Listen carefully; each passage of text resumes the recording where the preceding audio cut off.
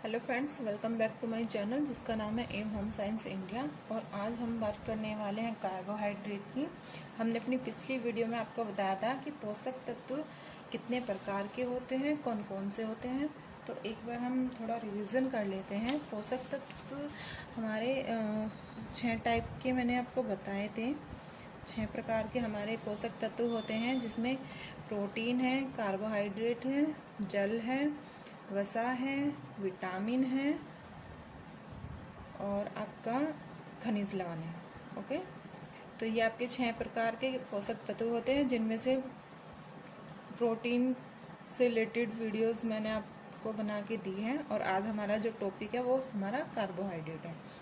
तो सबसे पहले हम इसमें देखेंगे कि जो कार्बोहाइड्रेट है वो हमें कहाँ से प्राप्त होता है, यानी कि वो हमें कहाँ से मिलता है। कार्बोहाइड्रेट हमें वनस्पति के द्वारा हमें प्राप्त होता है, क्योंकि वनस्पति में ही हमें कार्बोहाइड्रेट की प्राप्ति होती है। कार्बोहाइड्रेट्स का जो निर्माण है वो हमें पेड़ पौधों की हरी पत्तियों के द्वारा, या फिर हम कह सकते हैं कि वनस्पति के द्वारा होती हैं। पेड़ पौधे भूमि से जल और जो वातावरण है हमारा, उसमें कार्बन डाइऑक्साइड सूर्य के प्रकाश से लेकर हमारा कार्बोहाइड्रेट का निर्माण करता है। क्योंकि जो पौधों में उपस्थित क्लोरोफिल होता है वो एक अनिवार्य इसका प्रोसेस होता है, और इस क्रिया को हम फोटोसिंथेसिस या प्रकाश संश्लेषण की क्रिया कहते हैं। तो जो अब अभी तक हमने देखा कि वनस्पति से हमें कार्बोहाइड्रेट की प्राप्ति होती है, और कार्बोहाइड्रेट की प्राप्ति हमें कार्बन डाइऑक्साइड और जल के द्वारा होती है, जिसका सूत्र है आपका CCO2 6CO2 प्लस 6H2O, यानी कि CO2 हमारा कार्बन डाइऑक्साइड और H2O हमारा पानी, और प्लस में इसका सूर्य का प्रकाश, तो जो जाके हमारा कार्बोहाइड्रेट बन जाता है। ये हमारा बनता है C6H12O6 प्लस 6O2।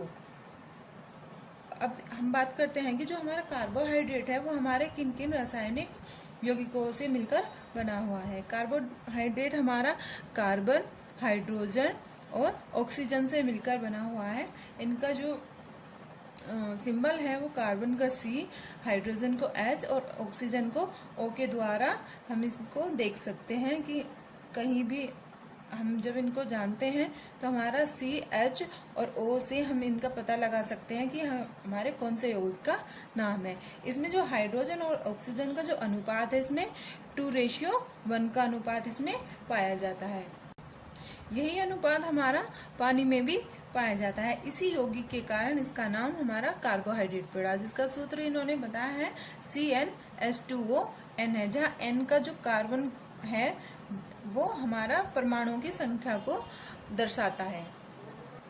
अब बात करेंगे हम कि जो कार्बोहाइड्रेट है उसकी प्राप्ति के जो साधन है वो क्या है, वनस्पति है। लेकिन वनस्पति में भी हमें इसको मतलब किन किन के द्वारा हम इनकी प्राप्ति कर सकते हैं। कार्बोहाइड्रेट्स वैसे तो हमें सभी में मिलता है, लेकिन सभी पोषक जो भोज्य हमारे पदार्थ होते हैं उनमें कार्बोहाइड्रेट्स के साथ साथ और भी भोज्य पदार्थ हमारे होते हैं, और एक से ज़्यादा इनकी उपस्थिति होती है।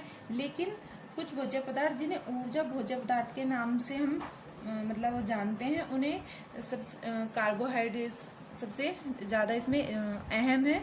और इनमें से जैसे अनाज है, आटा है, रोटी है, या शकरकंदी है, या आलू है, ये इस तरीके के हमारे ऊर्जा प्रदान करने वाले पोषक तत्व हैं या खाद्य पदार्थ हैं, जिनमें हर वर्ग का व्यक्ति, किसी भी वर्ग का व्यक्ति ने आसानी से प्राप्त कर सकता है।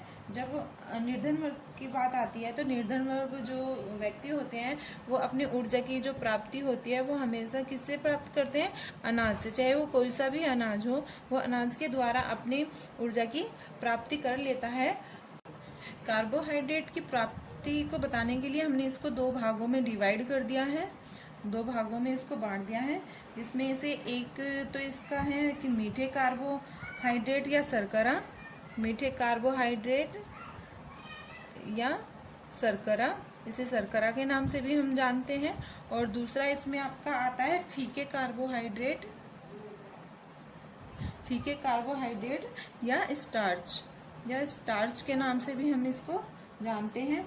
तो मीठे जो कार्बोहाइड्रेट्स होते हैं उसमें कौन कौन से भोज्य पदार्थ होते हैं? इसमें होता है आपका शक्कर है, शक्कर बोल सकते हैं आप, बूरा होती है, बूरा, गुड़ भी होता है हमारा, और दानेदार चीनी जो हम घर में यूज़ करते हैं, दानेदार चीनी, शहद, किशमिश, और आपका किशमिश ये ड्राई फ्रूट्स में आ जाते हैं, और खजूर, अंजीर, सूखे फल और ताज़े फल। जैसे ताज़े फलों में आप ले सकते हैं अंगूर, केला, सेब, चीकू। इस तरह के फल में कार्बोहाइड्रेट्स उपस्थित होता है, ठीक है। ये आपके कौन से कार्बोहाइड्रेट्स हैं? जो आपका मीठे वाले कार्बोहाइड्रेट्स है उनमें ये सारी चीज़ें आती हैं। दूसरा आपको इनमें बांटा हुआ है फीके कार्बोहाइड्रेट में, या आप कह सकते हैं स्टार्च में इनको किस किस में बांटा है कि स्टार्च की जिनमें उपस्थिति होती है वो किस में होती है? सबसे ज़्यादा अनाज में स्टार्च की हम प्राप्ति करते हैं, अनाज के द्वारा। उसमें आपका आ जाता है गेहूँ, मैदा, आप कह सकते हैं अरारोट, या फिर साबूदाना, और चावल भी आ सकते हैं, चावल, और बहुत सारे अलग अलग तरीके की जो हमारी दालें होती हैं, दालों के द्वारा भी स्टार्च की हम प्राप्ति करते हैं। जैसे हमारी दाल हो गई मटर है, लोबिया, सेम, राजमा को भी आप इसमें शामिल कर सकते हैं, राजमा।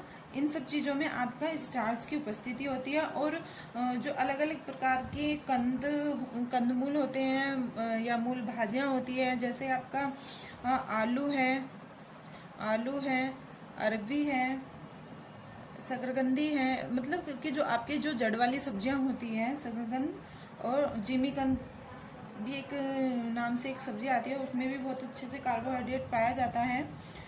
और आपका स्टार्च जो है वो आपके ड्राई फ्रूट्स में भी ये होता है, लेकिन स्टार्च जो मीठे वाले होते हैं वो अलग होते हैं, और जो स्टार्च वाले ड्राई फ्रूट्स होते हैं वो अलग होते हैं।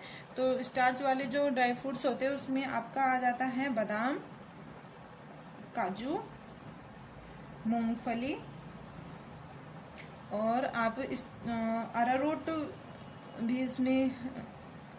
अरारोट भी कर सकते हैं, और अखरोट को हम इसमें शामिल कर सकते हैं, ठीक है फ्रेंड्स।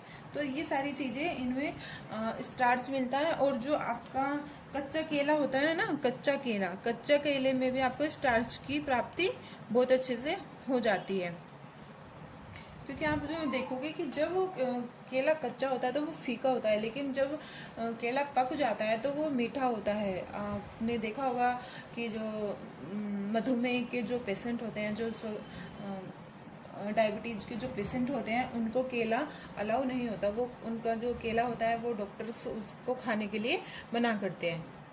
अब इसमें आपने देखा होगा कि कुछ चीज़ें ऐसी हैं जो पहले तो मतलब फीकी होती है खाने में, पहले तो फीकी होती है जब वो कच्चे होते हैं, तो फीकी होती है, लेकिन पकने के बाद वो मीठी हो जाती है। उसका कारण क्या है? आपने कभी सोचा कि इस चीज़ का कारण क्या है? इसका कारण होता है हमारा प्राकृतिक इसका कारण है, क्योंकि प्राकृतिक ढंग से एक रूप से दूसरे रूप में जो परिवर्तन होता है वो हमारा प्राकृतिक रूप से होता है, क्योंकि जो कार्बोहाइड्रेट्स है वो हमारा 3 भागों में बटा हुआ है, जिसकी बात हम आगे अभी करेंगे डिटेल से। तो 3 भागों में ये बटा हुआ है, मोनोसैक्राइड्स, डाइसैक्राइड्स और पॉलीसैक्राइड्स। ये तीनों भागों में बटा हुआ होता है। जैसे गेहूं है, मटर है, मक्का है, इनके दाने जब कच्चे होते हैं ना तो इनमें बहुत मिठास होती है, मतलब दूध टाइप से में होती है। मक्का के आपने कच्चा भुट्टा खाते हो तो उसमें भी ऐसा ही लगता है जैसे वो बहुत मीठी है, क्योंकि उसमें कार्बोहाइड्रेट जो होता है वो मोनोसैक्राइड और डाइसैक्राइड्स के रूप में होता है। लेकिन जब ये दाने पक जाते हैं तो पकने के बाद ये फीके हो जाते हैं।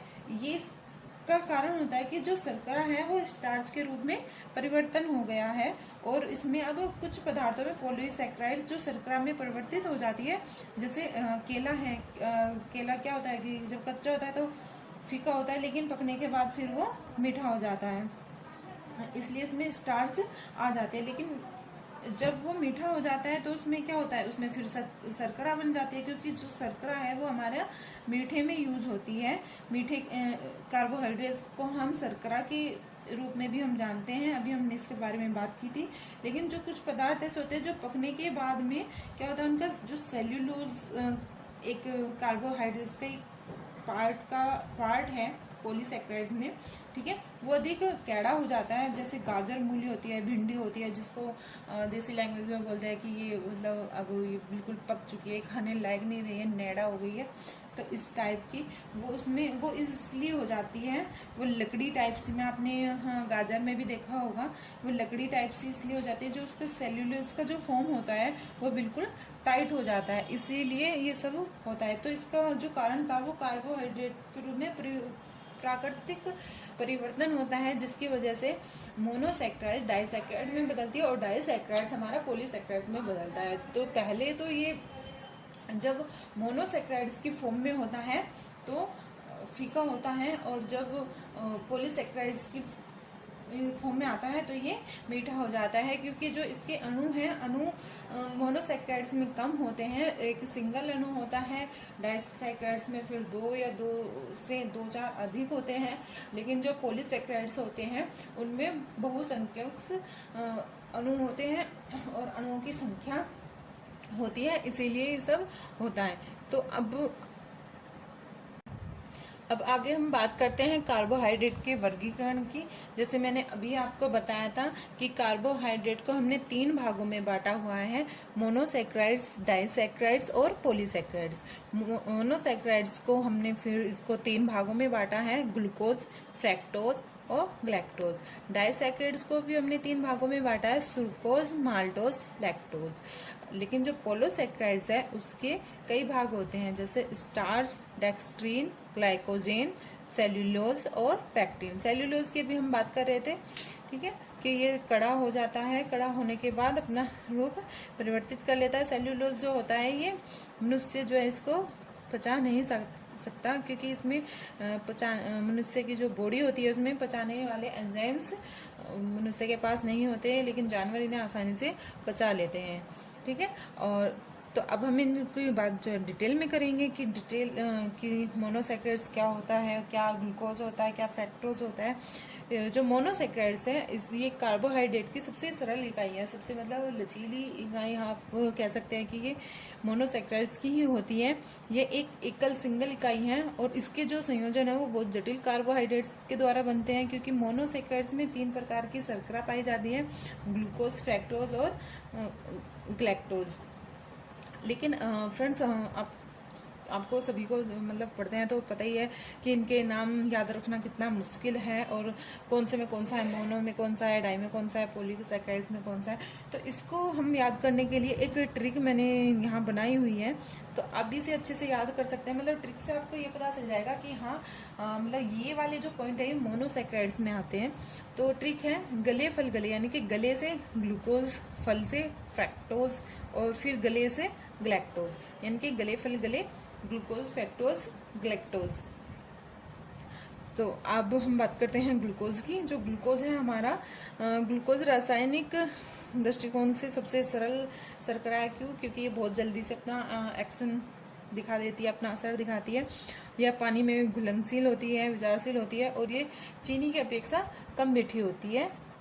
जो हमारा ग्लूकोज है वो चीनी से मतलब कम मीठा होता है, लेकिन जो कार्बोहाइड्रेट्स पाचक होते हैं ना, वो ग्लूकोज में ही हमारे परिवर्तित होते हैं। जो मतलब हम कोई भी चीज़ हम खा रहे हैं, सुक्रोज खा रहे हैं, फ्रैक्टोज खा रहे हैं, या फिर आपका कोई भी सैकेराइड्स है जिस हम खाते हैं, तो वो पॉलीसैकेराइड अगर हम ले रहे हैं तो पॉलीसैकेराइड पहले डाइसैकेराइड्स में बदलेगा, डाइसैकेराइड्स फिर मोनोसैकेराइड्स में बदलेगा। मोनोसैकेराइड में बदलने के बाद हमें ग्लूकोज के ही रूप में जो हमारा कार्बोहाइड्रेट्स है वो हमारे रक्त के द्वारा अवशोषण उसमें होता है। इसे रक्त शर्करा के नाम से भी हमारा जाना जाता है। जो हमारा ग्लूकोज है उसे हम रक्त शर्करा के नाम से भी जानते हैं, क्योंकि यह जो है वो मुख्य कार्बोहाइड्रेट है और जो रक्त में मतलब कार्य करता है, और साथ ही साथ रक्त प्लाज्मा और लाल रक्त कणिकाओं में ये पाया जाता है।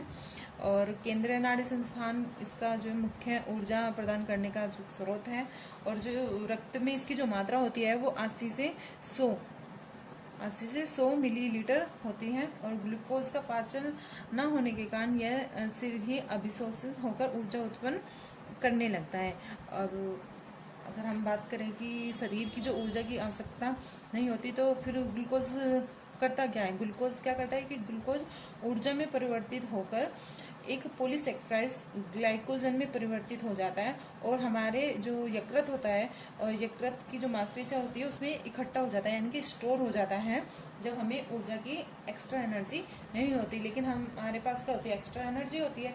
तो एक्स्ट्रा एनर्जी हमारे होने के बाद में यह हमारे यकृत में इकट्ठा हो जाता है और आवश्यकता पड़ने पर जो हमारी मतलब हमने जो स्टोर करके रखी हुई थी वो हमें ग्लाइकोज में परिवर्तित हो जाती है और फिर हमारी बॉडी को एनर्जी देने का कार्य करती है।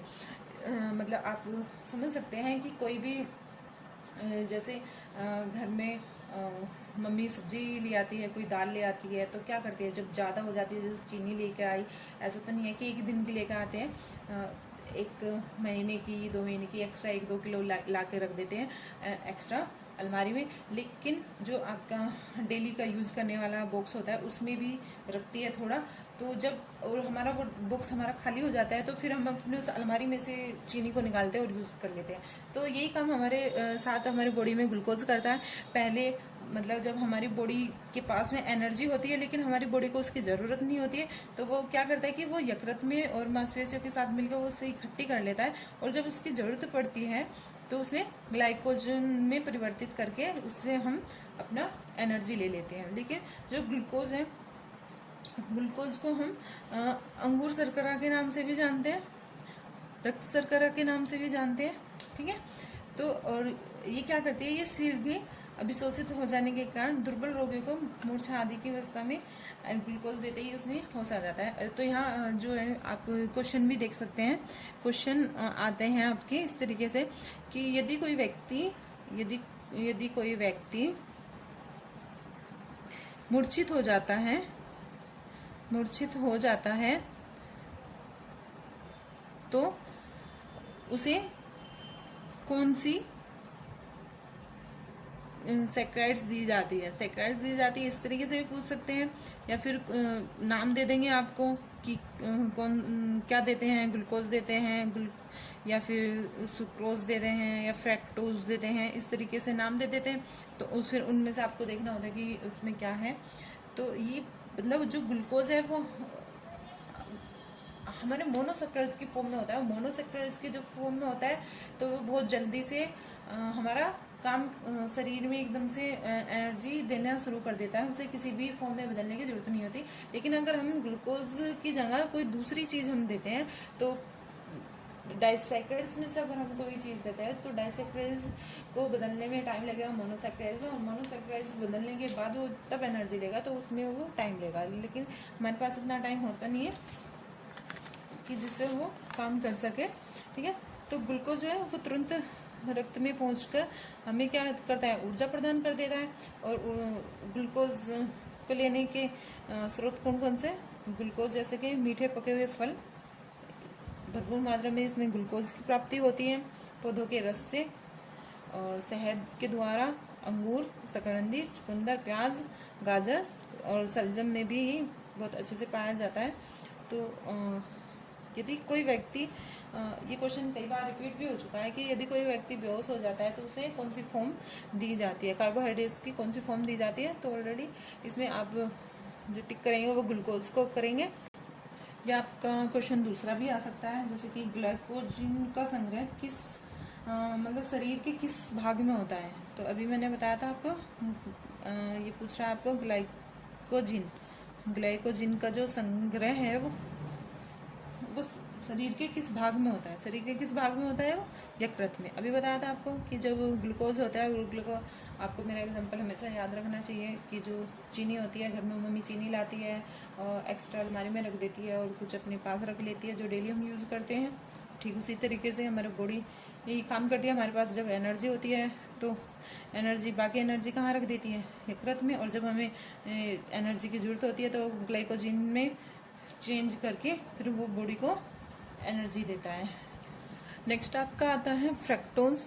तो ये भी एक मतलब ग्लूकोज के समान एक सरल शर्करा होती है जो ग्लूकोज के ही साथ पके हुए फलों, पौधों के रसों, शहद आदि में मिलती है। और ये ग्लूकोज से कुछ थोड़ी सी ज़्यादा मीठी होती है, जो गन्ने की शर्करा जैसे सुक्रोज इसे कहते हैं। पाचन के बाद एक अणु ग्लूकोज में और एक अणु फ्रक्टोज में विभाजित हो जाती है, तो ये क्या बनती है? सुक्रोज बनती है। जब सुक्रोज कब बनती है? जब एक अणु फ्रक्टोज का होगा और एक अणु ग्लूकोज का होगा। ठीक है, तो फ्रक्टोज में सुक्रोज की अपेक्षा अधिक मीठापन होता है। ये मतलब 70% अधिक मीठी होती है। ये 70% अधिक मीठी होती है। और फ्रक्टोज को हम फलों की शर्करा भी कहते हैं। तो आप यहाँ नोट कर सकते हो, फ्रक्टोज को हम फलों की शर्करा के नाम से भी जानते हैं। ये आपका क्वेश्चन भी आ सकता है और क्वेश्चन आया हुआ भी है पहले से ही।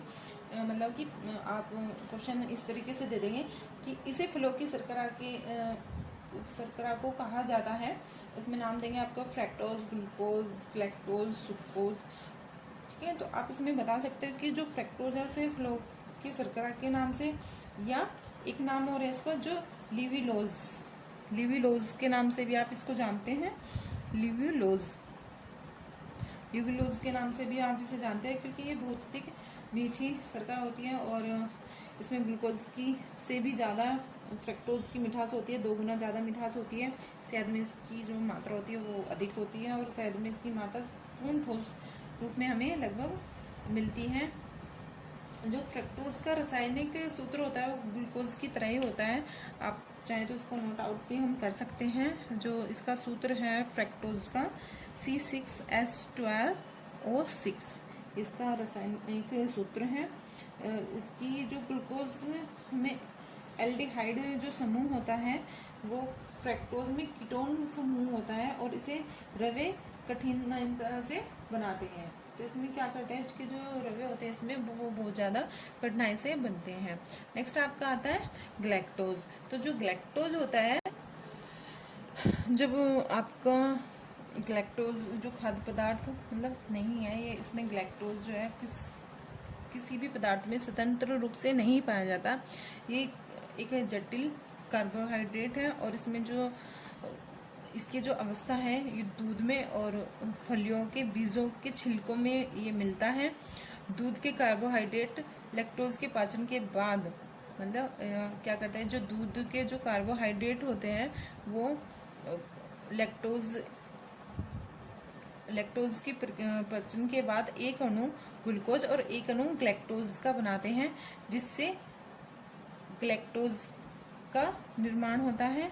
यह ग्लैक्टोज रक्त के द्वारा अभिशोषित होकर मस्तिष्क तथा नाड़ी संस्थान के लिए मेरोवोसाइड तथा ग्लैक्टोसाइड का निर्माण करते हैं। और ये किसी भी पदार्थ में मतलब स्वतंत्र रूप से नहीं पाया जाता। यह शरीर में पाचन प्रक्रिया के दौरान ये उत्पन्न होता है या बनता है। जब बॉडी हमारी कार्बोहाइड्रेट्स को पचाती है या अन्य जो हमारे पौष्टिक तत्व हैं उनको पचाती है, तो ये उस पचाने की प्रक्रिया के दौरान ये उत्पन्न होता है या बनता है। क्या बनता है हमारा? ग्लैक्टोज। आपका क्वेश्चन आ सकता है कि शरीर में पाचन प्रक्रिया के दौरान कौन सा कार्बोहाइड्रेट्स उत्पन्न होता है, अगर कौन सा कार्बोहाइड्रेट बनता है, तो आप इसमें क्या कहोगे कि आप बोलोगे कि इसमें ग्लैक्टोज ही एक ऐसा कार्बोहाइड्रेट है जो शरीर में पाचन प्रक्रिया के दौरान बनता है। अब आपका है डाइसैकेराइड। डाइसैकेराइड्स में जो कार्बोहाइड्रेट्स होती हैं वो आपके 2 अणुओं में उपस्थित होती है। मोनोसैकेराइड्स आपका मोनोसैकेराइड्स आपका एक अणु था, एक अणु में उपस्थित होता था, और डाइसैकेराइड्स जो है कार्बोहाइड्रेट के दो अणुओं में उपस्थित होता है। इसे द्विशर्करा के नाम से भी जाना जाता है।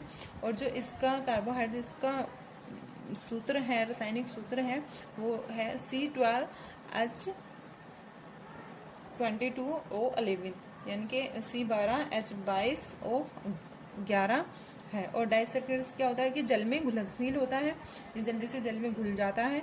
और खाद्य पदार्थों में जो पाए जाने वाली जो कार्बोहाइड्रेट्स होती है वो 30% तक पाए जाते हैं, यानी कि जो भी कार्बोहाइड्रेट्स वाली जो खाद्य पदार्थ हैं उनमें इसकी मात्रा 30% तक पाई जाती है।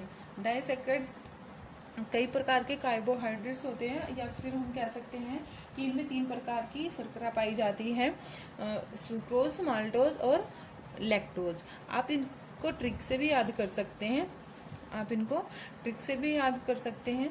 आप ऐसे भी कर सकते हैं कि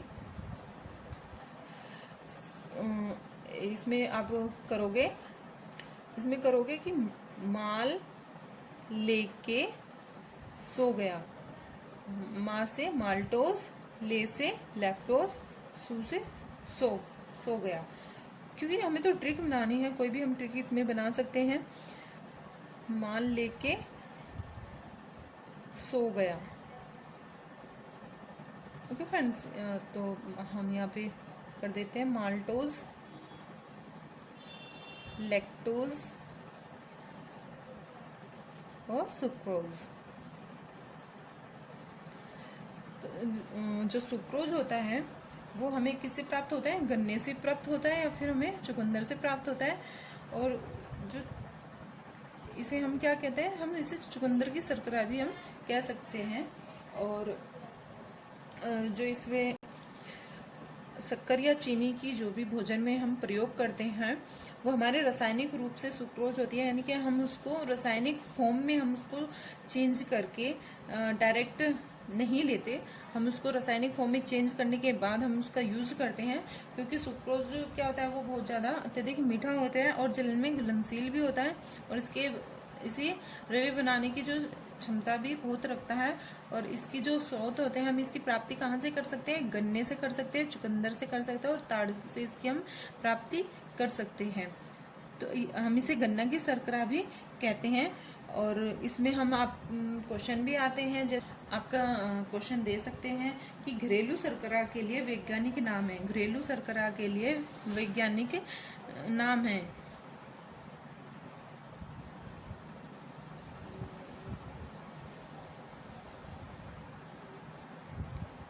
अब हम वैज्ञानिक नाम की जब हम बात करते हैं तो वैज्ञानिक नाम हम किसको देंगे?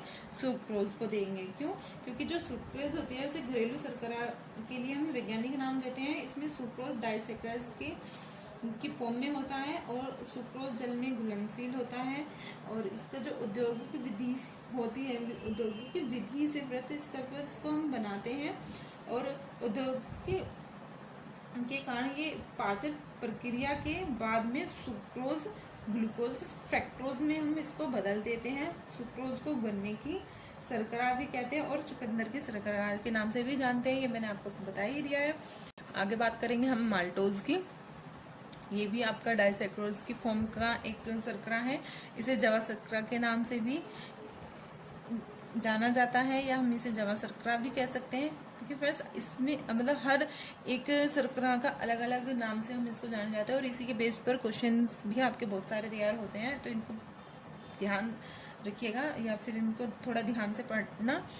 ठीक है। यह जो माल्टोज होता है, अंकुरित अनाज में, माल्ट में, या धान्य या माल्ट युक्त दूध होता है। वसा रहित दूध जो होता है, जिसमें वसा मतलब हम मलाई उतार लेते हैं, डॉक्टर्स जिसे हम कहते हैं कि वसा युक्त दूध का सेवन करना जो हृदय रोगी होते हैं उनके लिए अच्छा होता है।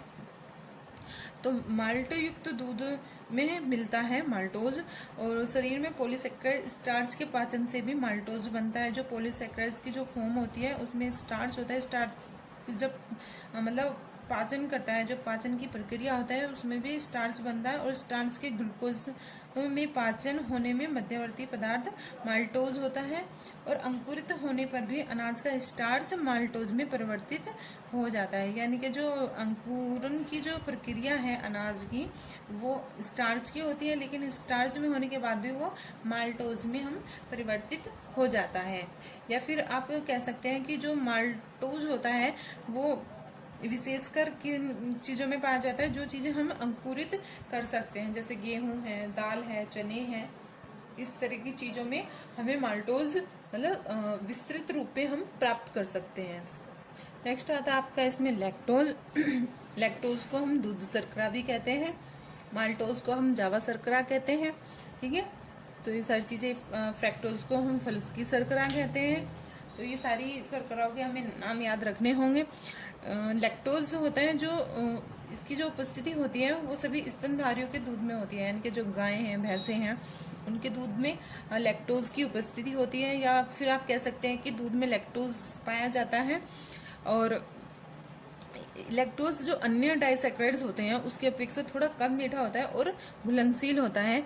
ये क्या होता है, जो मानव का दूध होता है, मानव दूध में जो माताएं होती हैं उनकी दूध में लैक्टोज की जो मात्रा होती है वो 9.8 होती है, 8% होती है। लेकिन जो गाय बकरी का जो दूध है इसमें इसकी जो मात्रा होती है वो 4.5 से लेकर 5% तक की होती है।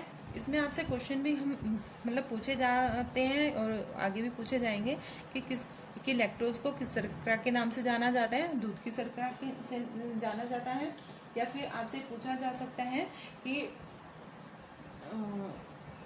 इसमें मानव दूध में लैक्टोज की कितनी मात्रा होती है, 9.8 मात्रा होती है।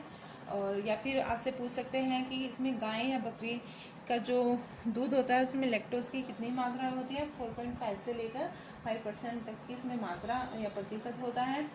और तो इसमें आपको ध्यान रखना होगा कि यह जो शर्करा है ये दूध में पाई जाती है और इसे दूध शर्करा के नाम से भी जाना जाता है। नेक्स्ट आपका आता है पॉलीसैकेराइड्स।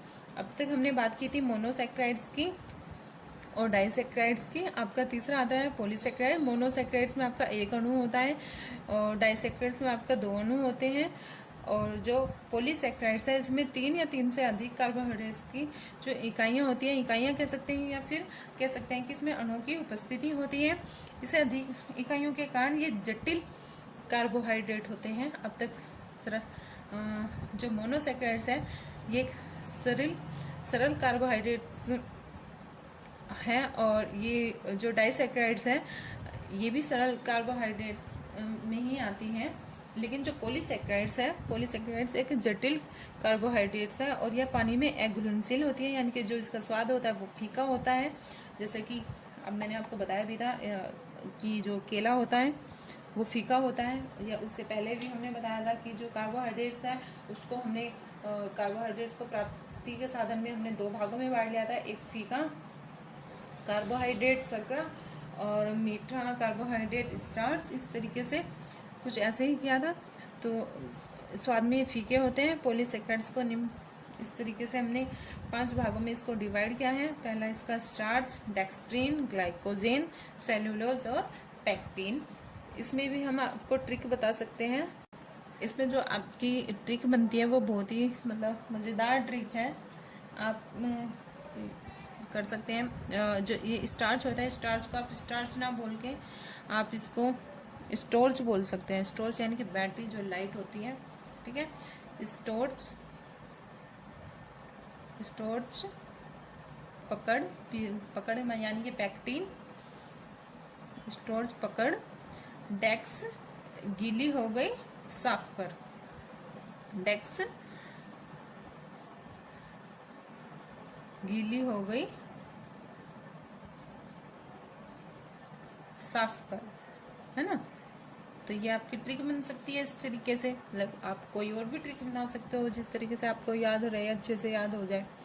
तो इसमें सबसे पहले है स्टार्ट अब मुझे वही ट्रिक ही याद है।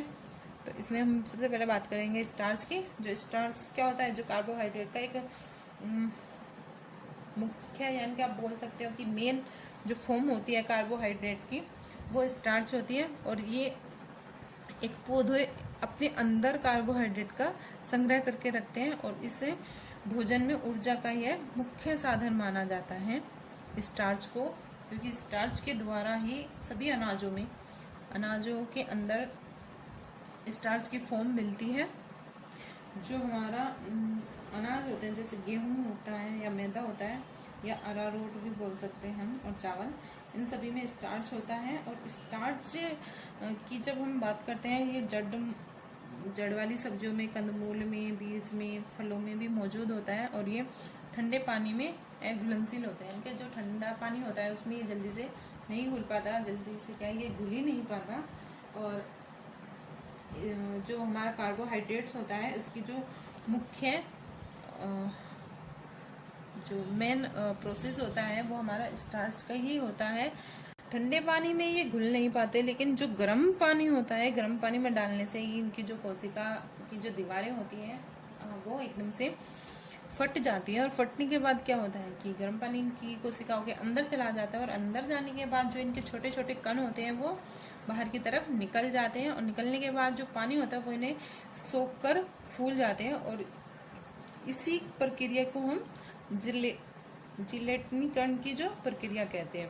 ठीक है फ्रेंड, यानी कि जो स्टार्च होता है वो ठंडे पानी में घुलनशील होता है, लेकिन गर्म पानी में वह आसानी से घुल जाता है। और घुलने के बाद घुलता कैसे है कि जो इनकी स्टार्च की जो कोशिकाएं होती हैं वो उनकी बाहरी दीवारें फट जाती है। फटने के अंदर जो छोटे छोटे स्टार्च के जो कण होते हैं वो बाहर निकल जाते हैं और पानी सोख लेकर फूल जाते हैं। और इसी प्रक्रिया को हम जिलेटिनीकरण कहलाते हैं।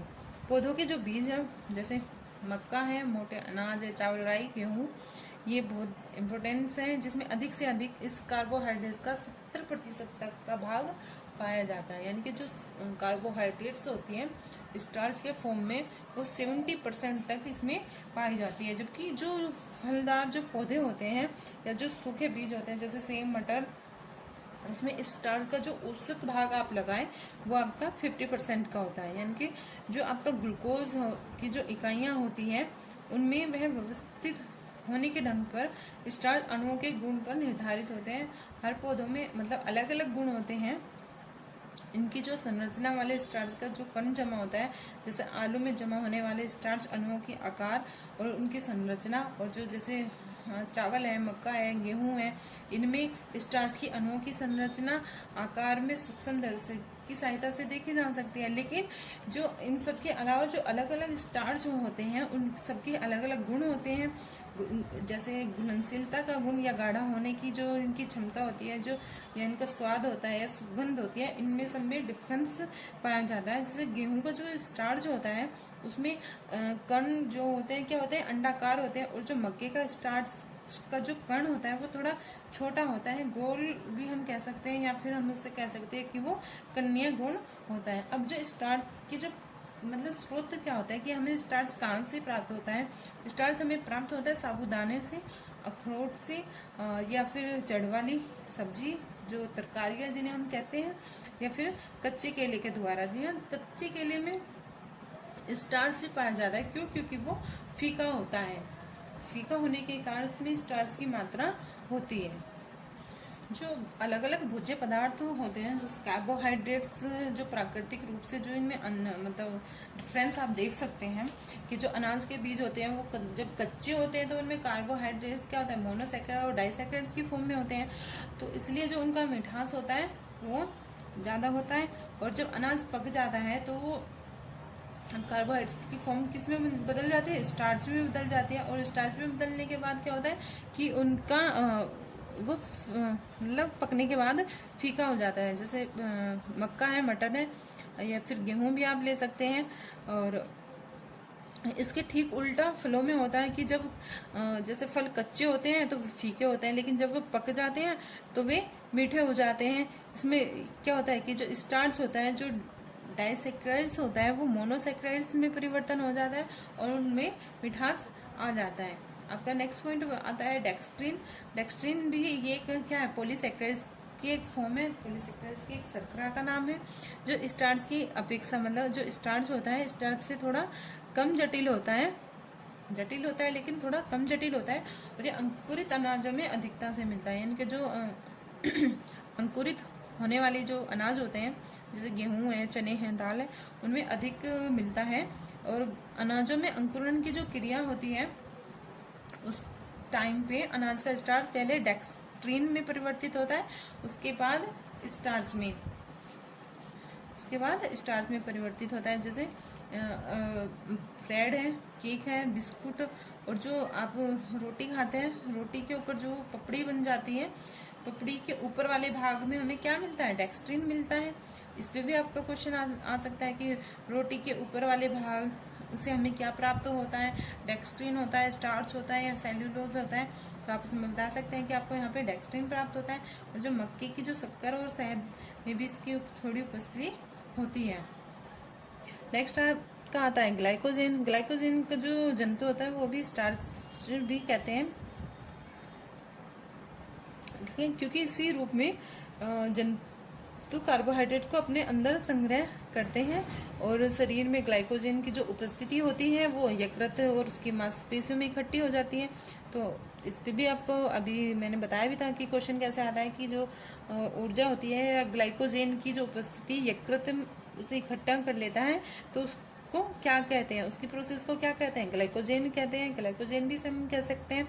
भोजन के द्वारा ली गई ऊर्जा प्राप्त न होने पर यह ग्लाइकोजेन पुनः ग्लूकोज में विभक्त होकर ऊर्जा देने का कार्य करता है। जी हाँ, जब कोई भी आपके शरीर में मतलब ऊर्जा की जैसे कमी होने लगती है, जैसे आप कहीं मतलब खाने को लेट हो गया, आप कहीं गए हुए हैं, टाइम पे खाना नहीं खा पाए, तो क्या होता है, आपकी बॉडी को एनर्जी की ज़रूरत होती है। लेकिन जो आपकी बॉडी को एनर्जी की ज़रूरत होती है, आपके पास एनर्जी तो है नहीं, लेकिन आपका जो बॉडी में जो यकृत है उसने क्या कर रखा है, पहले से ही आपके लिए थोड़ी ऊर्जा बचा के चोरी से बचा के आपकी मम्मी की तरह थोड़ा सा छुपा दिया खाना, और उससे फिर आपको एनर्जी दे दी, ठीक है। तो नेक्स्ट आता है आपका सेलुलोज। सेलुलोज क्या है, सेलुलोज एक जटिल कार्बोहाइड्रेट है जो कि अघुलनशील है, अपचनशील होता है। मैंने आपको पहले भी बताया था कि जो सेलुलोज होता है वो हमारी बॉडी में नहीं पच सकता, ये मतलब मनुष्य द्वारा नहीं पचाया जा सकता, इसे जंतुओं के द्वारा पचाया जा सकता है। जंतु जब मतलब खाने के बाद जब उसको मुंह चलाते हैं, जैसे जुगाली करते हैं, तो उस टाइम पे सेलुलोज को वो पचा सकते हैं। या फिर आप कह सकते हैं कि ये केवल पौधों में पाया जाता है, लेकिन मनुष्य इसका पाचन नहीं कर सकते। और ये जो गाय, घोड़ा, बकरी, खरगोश आदि जो शाकाहारी जानवर होते हैं उसमें पाचन अंगों में सेलुलोज का जो पाचन होता है या ग्लूकोज में परिवर्तित हो जाता है। लेकिन मनुष्य के लिए इसका जो पोषक मूल्य होता है वो ना के बराबर होते हुए भी लाभदायक होता है। यह भोजन को भार प्रदान करता है, यानी कि ये हमारे भोजन को थोड़ा हैवी बना देते हैं। इसमें रेसे होने के कारण यह आंतों की मांसपेशियों की क्रमाकुंचन यानी कि पारिस्लेस्टिक मोमेंट को तेज करता है, जिससे मल आसानी से आंत से बाहर निकल जाता है और कब्ज होने से बचाता है। यानी कि हम इसे पचा नहीं सकते, लेकिन ये फिर भी हमारे बॉडी के लिए फ़ायदेमंद है, और जिससे क्या होता है कि ये हमारी आसानी से क्या करता है, आसानी से आंत से बाहर निकाल देता है मल को, और हमें कब्ज होने से बचाता है। लेकिन जो सेलुलोज पौधे की कोशिकाओं की बाहरी दीवारों का निर्माण करता है, जैसे साबुत अनाज, दाल, ताजे फल और सब्जियों में सेलुलोज के जो रेसे के रूप में उपस्थित होता है, और अंजीर में इसकी मात्रा अधिक पाई जाती है। तभी मतलब आप कह सकते हैं कि जो जिसे कब्ज हो जाता है तो उसको बोलते हैं कि अंजीर खा लेनी चाहिए, और अंजीर खाने से आपको कब्ज आपकी दूर हो जाएगी। अब आगे इसमें बताया कि जो सब्जियां पौधों पर ही मतलब पक जाती हैं, जो मतलब सब्जियां जैसे पौधों पे लगाते हैं, लौकी सब्जी, भिंडी, सारी सब्जियां पौधों पे ही लगती हैं, तो पौधों पे पक जाने की क्रिया में उनका क्या होता है कि मोनोसेक्राइड्स और डाइसेक्राइड्स किस में बदल जाता है, सेलुलोज के कड़े रेशों में बदल जाता है। जैसे भिंडी को बोलते हैं ना, आप देखते हो पक गई, ओ ये नहीं गलने वाली सब्जी में, ये खराब है, लेती भी नहीं है मम्मी दुकान से, ठीक है। सेम मूली, गाजर, ठीक है, जैसे आप बोलते हैं कि मूली तो नेड़ा हो गई, वो नेड़ा नहीं होती, उसमें जो उसका सेलुलोज होता है वो पक जाता है। दूध, मांस, पनीर और अधिक परिष्कृत जो खाद्य पदार्थ होते हैं जैसे मैदा, महीन आटा, पिसा हुआ और चीनी आदि में सेलुलोज से जो अभाव होता है, इनमें सेलुलोज नहीं पाया जाता, इसलिए कि ये क्या होते हैं, ये सॉफ्ट होते हैं। सेलुलोज पानी में घुलनशील होता है, यानी कि सेलुलोज जो है पानी में घुल नहीं पाता, और लेकिन ताप के द्वारा यानी कि आग के द्वारा, आग के माध्यम से, है ना, पकाने की प्रक्रिया में सेलुलोज के जो रेसे होते हैं क्या होते हैं, वे टूट जाते हैं, जल जाते हैं, जिससे क्या होता है, भोजन मुलायम हो जाता है, यानी कि सॉफ्ट बन जाता है। और आप कोई भी चीज़ देख सकते हैं कि आप जैसे अभी मैंने यहाँ बताया था कि जो भिंडी होती है, मूली होती है, गाजर होती है, इसमें क्या होता है, सेलुलोज पाया जाता है। लेकिन जब आप इन्हें आग के माध्यम से या ताप के माध्यम से इनको उबालोगे, गर्म करोगे, तो ये क्या हो जाएगा, ये भी सॉफ्ट हो जाती है, गलने लगती है, थोड़ी सॉफ्ट तो हो जाती है, इतनी कड़ी नहीं रहती, अच्छे से सब्जी भी बन जाती है। तो यही यहाँ सब आपको अच्छे से समझाया गया कि ताप के द्वारा पकाने की क्रिया में सेलुलोज के जो रेसे होते हैं वो टूट जाते हैं। यहाँ भी एक क्वेश्चन बनता है आपका कि सेलुलोज को किस, मतलब सेलुलोज के रेसों को किसके द्वारा तोड़ा जा सकता है, ताप के द्वारा। ठीक है, नेक्स्ट आपका बनता है पैक्टिन। पैक्टिन की उपस्थिति पके हुए फलों में होती है, छोटे हरे पौधों में होती है तथा कुछ जड़ वाली सब्जियों में होती है जैसे सलजम आदि में, और उचित वातावरण जैसे चीनी की उपस्थिति में हल्के अम्लीय माध्यम में तरल रूप में पकाने से यह जेली की फॉर्म में भी आ जाती है। स्टार्च और ग्लाइकोजन पाचनशील होते हैं, यानी कि ये जो पाचन की क्रिया होती है ये इनको सरल बना देती है और जो शरीर द्वारा पचाए जा सकते हैं। सेलुलोज तथा पैक्टिन पाचनशील नहीं होते, यानी कि जो सेलुलोज होते हैं और जो पैक्टिन होते हैं पाचनशील नहीं होते, लेकिन अर्थात मनुष्य शरीर द्वारा इन पॉलीसैकेराइड्स पाचन नहीं हो पाता। मैंने पहले भी बताया था कि जो सेलुलोज होता है वो मनुष्य उसे नहीं पचा सकता, और पैक्टिन होता है इसे भी मनुष्य नहीं पचा सकता। ठीक है, तो यहाँ पे आपके एक क्वेश्चन तैयार हो सकता है कि कौन कौन से कार्बोहाइड्रेट की जो शर्करा है वो कौन कौन सी है जिसे मनुष्य द्वारा नहीं पचाया जा सकता, तो उसमें आपका आएगा सेलुलोज और पैक्टिन। तो नेक्स्ट है आपका भोजन में स्रोत, इनके किन स्रोतों से आप प्राप्त कर सकते हैं। कार्बोहाइड्रेट की प्राप्ति के समस्त स्रोत वनस्पति जगत ही है, वनस्पति के द्वारा ही इसे हम प्राप्त कर सकते हैं, जैसे अनाज में, फलों में, सब्जियों में तथा अन्य भोज्य पदार्थों में विद्यमान होते हैं। अनाज में मुख्य रूप से इसमें गेहूँ है और इसका चावल है, मक्का, ज्वार, बाजरा और चना आदि में कार्बोहाइड्रेट की प्रचुर मात्रा मिलती है। और खजूर, अंगूर, केला, किशमिश, मुनाफा, खुबानी, इन सब में मतलब अच्छे से कार्बोहाइड्रेट की पर्याप्त मात्रा प्राप्त होती है। और इसमें भोज्य पदार्थ कुछ ऐसे होते हैं मीठे में कि गुड़, शहद, अखरोट और शकरकंदी, आलू आदि ऐसे निम्न मात्रा में कार्बोहाइड्रेट की प्राप्ति होती है। मतलब कुछ भोज्य पदार्थ ऐसे होते हैं जिनमें कार्बोहाइड्रेट की अधिक मात्रा होती है, और कुछ भोज्य पदार्थ ऐसे होते हैं जिनमें कार्बोहाइड्रेट की मात्रा बहुत कम होती है। लेकिन कार्बोहाइड्रेट कोई भी ऐसा भोज्य पदार्थ नहीं है जिसमें कार्बोहाइड्रेट की बिल्कुल भी कोई भी मात्रा उपस्थित ना हो। अब बात करते हैं हम कार्बोहाइड्रेट के पाचन की, अवशोषण की। जो कार्बोहाइड्रेट का जो पाचन होता है वो कहाँ से आरंभ होता है, मुंह से शुरू होता है।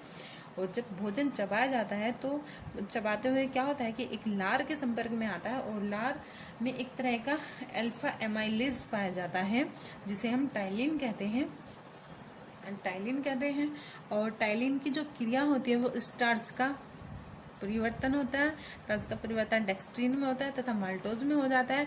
जो पके हुए भोज्य पदार्थ होती है इस पे यह क्रिया और अधिक अच्छी तरीके से होती है, क्योंकि पकाने की क्रिया के द्वारा स्टार्च की जो कोशिकाएं या भित्तियाँ होती है वो फट जाती है। हमने क्या बताया था कि स्टार्च जो होता है वो गर्म पानी में घुलनशील होता है, उसकी कोशिकाओं की दीवारें फट जाती है, वो उसमें फिर पानी को सोख लेता है, जिसकी क्रिया को हम जिलेटिनीकरण कहते हैं। ये वही बात यहाँ पे बताई गई है आपको। जो स्टार्च की जो कोशिकाएं होती हैं उसकी भित्तियाँ फट जाती है और इन पर एंजाइम की क्रिया जल्दी से होने लगती है, और अमावस्या में भोजन के पहुँचने पर इस एंजाइम की जो क्रियाशील बंद हो जाती है, और आगे पाचन की जो प्रमुख क्रिया होती है वो छोटी आंत में जाकर पूरी होती है और सरल क्रियाएं तैयार होती है। तो इस तरीके से कार्बोहाइड्रेट का पाचन होता है, और और पाचन के अंत में एक एकल शर्करा इकाई में ग्लूकोज, फ्रक्टोज, गैलेक्टोज में बनते हैं, जिसका अवशोषण आंतों में होता है। यानी कि जो पाचन की जो क्रिया होती है उसमें ग्लैक्टोज, फ्रक्टोज और ग्लूकोज बनते हैं, जिसका अवशोषण आंतों के द्वारा होता है। कार्बोहाइड्रेट के कुछ रूप में जो पच नहीं सकते, कार्बोहाइड्रेट के ऐसे भी है ना जो पच नहीं सकते, जैसे सेल्यूलोज और पेक्टिन को भी हमने आपको बताया था। तो आदि को किस रूप में, व्यर्थ पदार्थों के रूप में बाहर उत्सर्जित कर देते हैं, यानी कि मल के साथ वो बाहर निकल जाते हैं। अवशोषण की क्रिया छोटी आंत में संपन्न होती है और जो सरल शर्कराएं हैं वो यकृत में पहुंच जाती हैं, और यकृत में पहुंचकर क्या करती है कि वो उन्हें ग्लाइकोजन के रूप में एनर्जी, जब हमें शरीर की आवश्यकता होती है शरीर में एनर्जी की, तो वो तब हमें दे देता है। ग्लूकोज का कुछ भाग मांसपेशियों द्वारा भी ले लिया जाता है और आवश्यकता से अधिक ग्लूकोज यकृत में ग्लाइकोजन के रूप में संग्रहित कर लिया जाता है। ये सारी बातें मैंने आपको अच्छे से बता दी हैं और ये बहुत ज़्यादा इम्पोर्टेंट है, तो आप इसको अच्छे से देख लेना एक बार। आप वीडियो को पॉज करके अपने नोट्स भी तैयार कर सकते हैं, और अगर आपको कोई मतलब नोट्स की PDF चाहिए तो आप मेरी मतलब या तो मेरा टेलीग्राम एक चैनल है जिसमें का नाम है home science with Sonia, home science with Sonia. आप इससे भी जुड़ सकते हैं, यहाँ से भी आप मतलब PDF ले सकते हैं। तो और लास्ट में आपका बनता है कि कार्बोहाइड्रेट की मतलब परीक्षण क्या होता है या टेस्ट क्या होते हैं। कार्बोहाइड्रेट को हम टेस्ट भी कर सकते हैं, जिसके नाम है फेलिंग परीक्षण, बेंडेक्ट परीक्षण और टोलेन परीक्षण। ये 3 परीक्षण हैं जिनके द्वारा हम कार्बोहाइड्रेट का परीक्षण कर सकते हैं। तो फ्रेंड्स, आपको मेरी वीडियो कैसी लगी? अगर आपको मेरी वीडियो अच्छी लगी तो आप मेरे को कमेंट कर सकते हैं और ये भी बता सकते हैं कि आपको नेक्स्ट वीडियो किस टॉपिक पे चाहिए। आपका UGC नेट का जो पेपर है वो उसकी डेट फाइनल हो चुकी है। सपोज़ कि एक बार फिर से एग्ज़ाम ना हो, लेकिन ये पक्का है कि इस बार एग्ज़ाम होगा। तो आप अपनी तैयारी करते रहिए, और आपको मेरा वीडियो कैसा लगा ये ज़रूर कमेंट बॉक्स में कमेंट करके बताइएगा, और मेरे चैनल को सब्सक्राइब कीजिए और अपनी तैयारी करते रहिए।